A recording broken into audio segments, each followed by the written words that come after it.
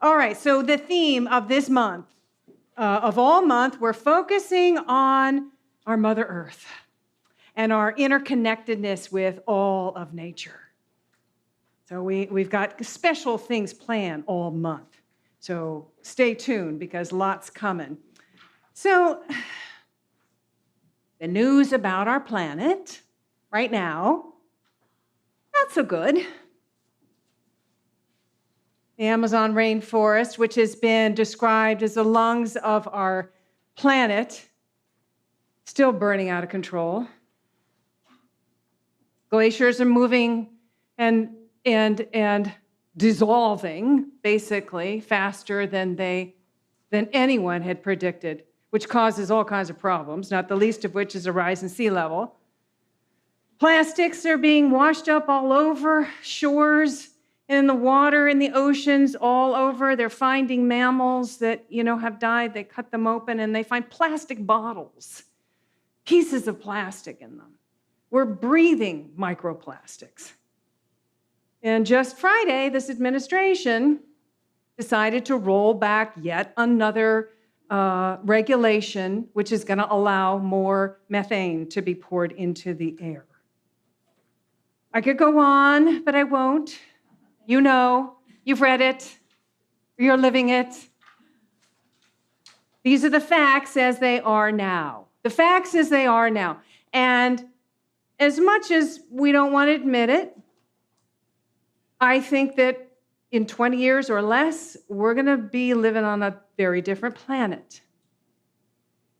If, and this is a big if we don't do anything, if we don't change the way we're living, if we don't change our connection, our relationship with Mother Earth. Now, in Unity, we talk about and we focus on possibilities. We focus on the possibilities, on solutions, really. We look at the facts, yes. We don't want to be in denial about the facts. But we focus our energy on solutions. And I have to tell you, there are a lot of solutions that we can do individually and collectively that can slow it down, stop it, even reverse climate change. So that's what we're going to be talking about today in specifics. But before we do, I wanted to read a brief passage from Emerson's essay on nature. He says, "After every foolish day, we sleep off the fumes and furies of its hours, and though we are always engaged in particulars and often enslaved by them, we bring with us to every experiment the innate universal laws. These, while they exist in mind as ideas, stand around us in nature forever embodied. A present sanity to expose and cure the insanity of man." It's powerful, isn't it? He's here, he's, recognizing the folly of humankind, yes, and also recognizing that we have within us this principle, this spiritual principle of good that exists in potential in us. And yet, all around us, all in nature, there it is, fully realized, fully embodied. And when we connect with nature, the more we connect with it, the more it helps us reveal that innate potential that is within us. Emerson loved nature. He and Thoreau shared that. They were together at Walden Pond. They walked, they talked, they wrote. These transcendentalists, with others, including John Muir, they reminded people at the time, and even us now, of what's truly important. The sacredness of nature and our interconnectedness with all of it. Emerson was also a major influence in, well, the Transcendentalist movement, which evolved eventually into what became known as the New Thought movement, of which unity is a part. So unity, so we have, roots, the roots of our thinking, the roots of our spiritual understanding are really grounded in nature. And our understanding and our reverence with it. That's where we come from. That's what we're grounded in. We experience that there's spirit within everything. And the same divine essence that is in me, in all of you, is in every tree, every flower, every grain of sand, every bird, the sky, the land, all of it. It's all one, expressing. And the more we open to that oneness and experience that oneness, the more in tune we become with the earth and what it needs to heal. Right? And in New Thought Spiritual Community, the way we do that is by turning within, opening to our inner wisdom, aligning with our divine power, and then from that place, shifting our thinking so that we can embrace those divine possibilities, those infinite possibilities. And the most effective way that we can do that is through affirmative prayer. Now, we're going to be talking in detail about affirmative prayer next week. But affirmative prayer, is not a prayer of petition. It's not trying to get God to change his mind so that he can give us what we've been asking. No, God, universal energy, divine mind, infinite intelligence, great spirit, whatever you want to call it, is always saying yes to us all the time. Yes, yes, yes. The question is, what are we saying to it? How are we being in relation with the universe? You see, we're powerful. Our thoughts and our energy are powerful because we are expressions of the one. As we've talked about recently, we have the power to direct this life energy in positive ways, positive, specific ways. And when we do that, we experience there's a positive impact. And then when we get together with others, and we do this with them, do affirmative prayer together, hold that divine intention together, prayerful intention, then see, we're together, we're directing this life energy in positive ways that impacts the world, the planet. Which is why the focus of our World Day of Prayer, which is coming up next Thursday, the 12th? 12th, yes, Thursday the 12th. We have at Unity Center of Peace, this is a big annual event for us. And the focus of this year is healing the planet. So we all come together. The energy of group intentions, very real, very powerful. It's been proven. Group intention has been proven to reduce the crime rate, help plants grow larger and become more productive, heal physical illness, purify polluted waters, even end sectarian violence, like the experiment that Lynn McTaggart did in Sri Lanka. She had all of these people, lots of people, holding this vision of peace for Sri Lanka. And after a year, the whole 25-year-old war came to an end. Now, coincidence? Maybe. But there are so many documented cases of measurable results of the effect of group intention that it's hard to ignore. So that's what we're doing Thursday, World Day of Prayer. Now, affirmative prayer and group intention and personal intention is the place we start. This is where we start. We must begin by turning within, aligning ourselves with the divine wisdom, aligning ourselves with divine power, coming from a place of love, not fear. This is where we start. And then we act. As Marianne Williamson used to say, the hour is late, we need to work on all fronts. Yes, we need to work on all fronts. And so we ask our inner wisdom, what is mine to do? What is mine to do?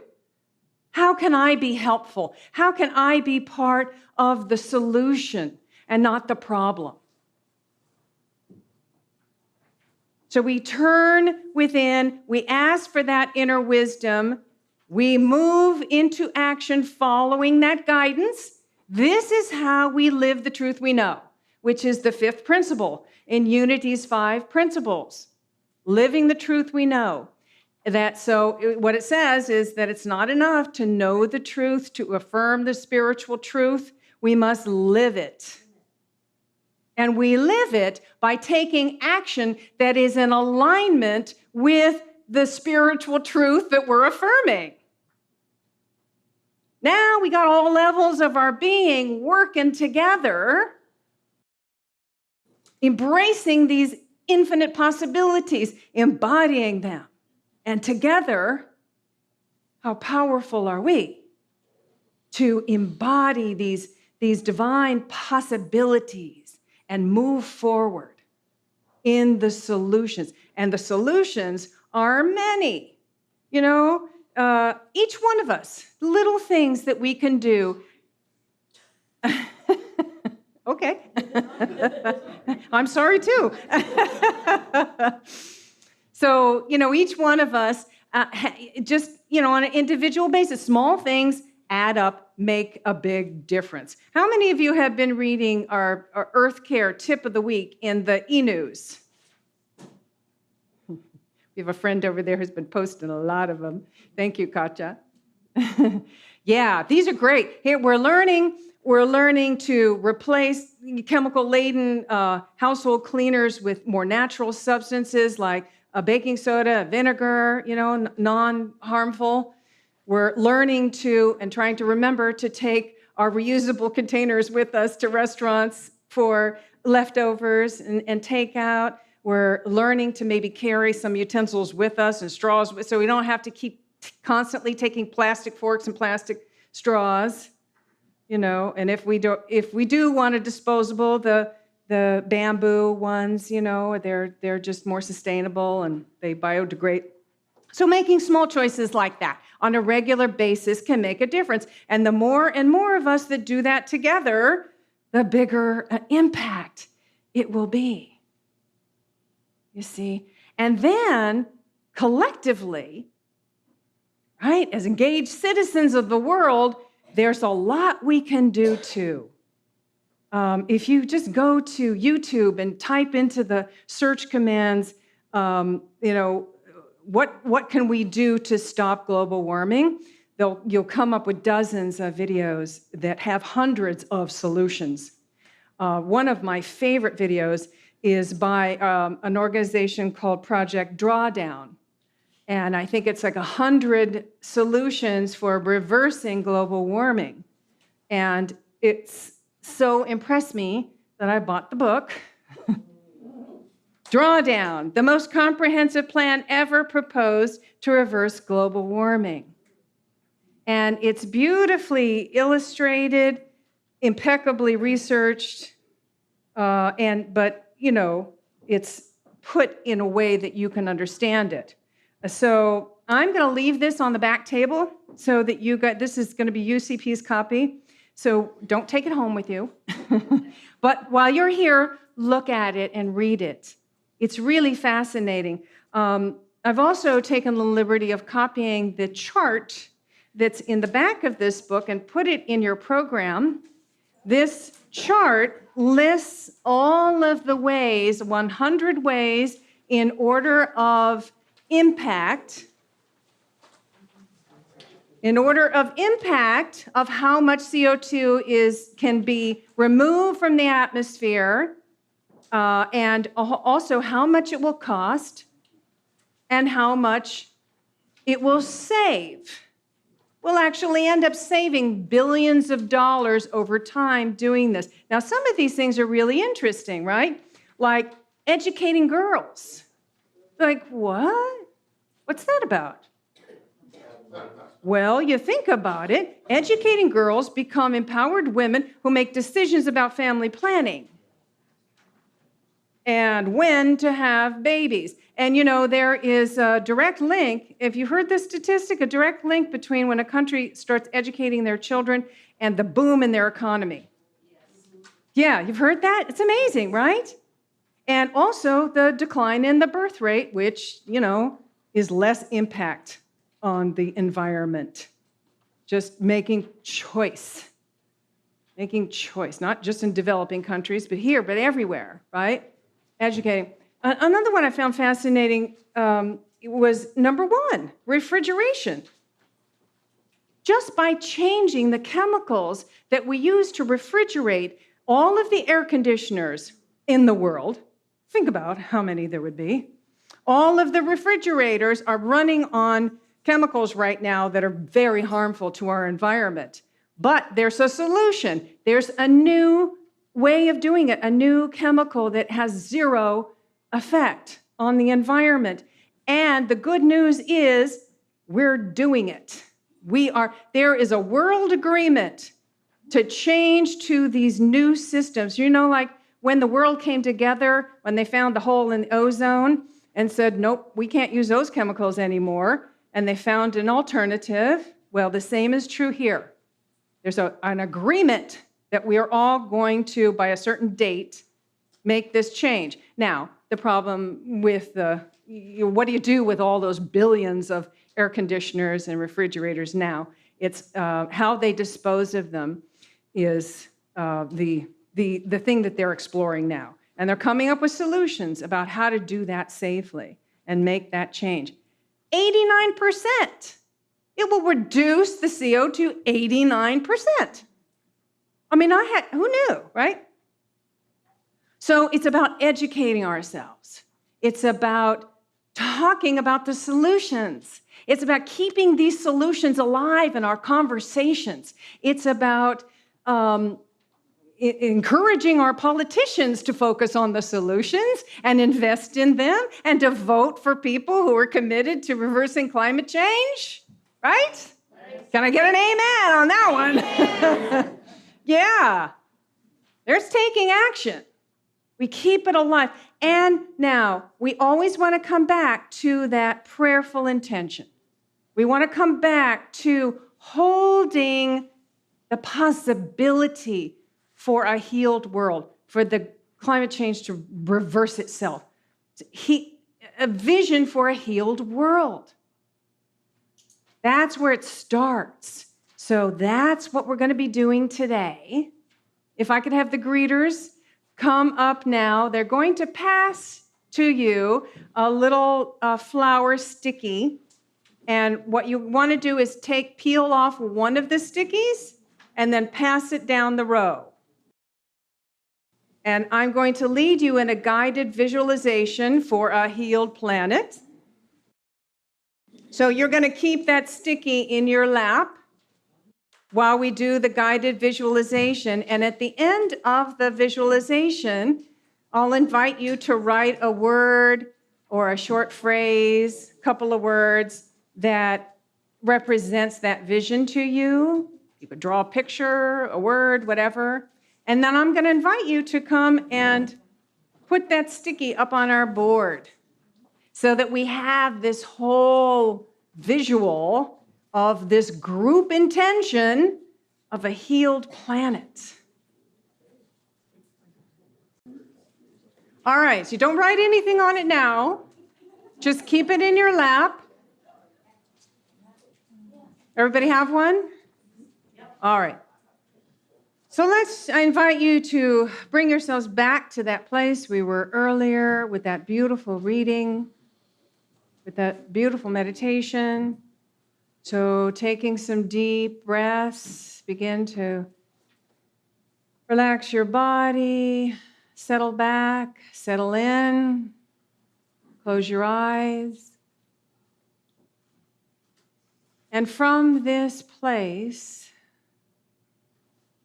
where we are connected with that infinite divine wisdom within us, it's right there, right in the midst of our being.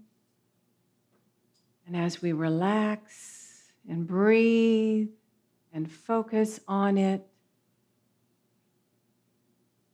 we're connected with it. We are listening. We are seeing now. We are seeing our planet. And maybe, let's say 30 years from now, seeing our planet 30 years from now, what would that look like? What would a healed planet that has incorporated all of these solutions, that has come together in agreement and said, yes, this is important to us. Yes, we know that we are one with Mother Earth. It's our root. It's who we are. Seeing that consciousness now enveloping all of humanity, the recognition of oneness, oneness with each other, oneness with all of Earth, a recognition of how blessed we are to be on this planet.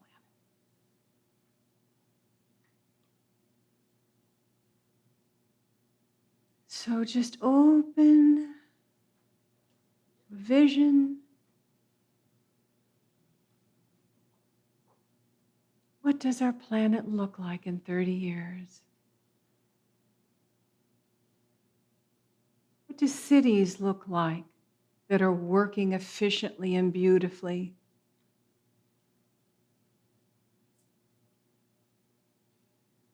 What does it look like to see people cooperating?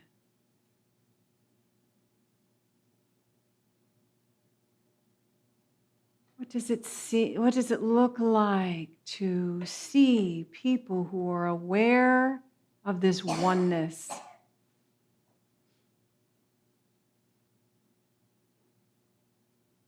What do our oceans and beaches look like?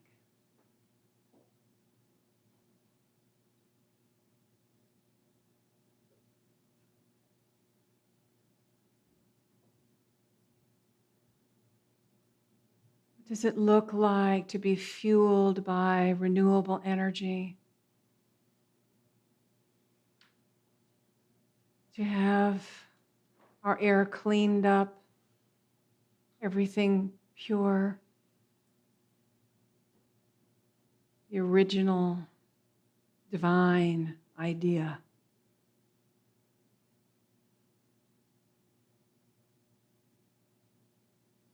Let's take a moment and open to that vision.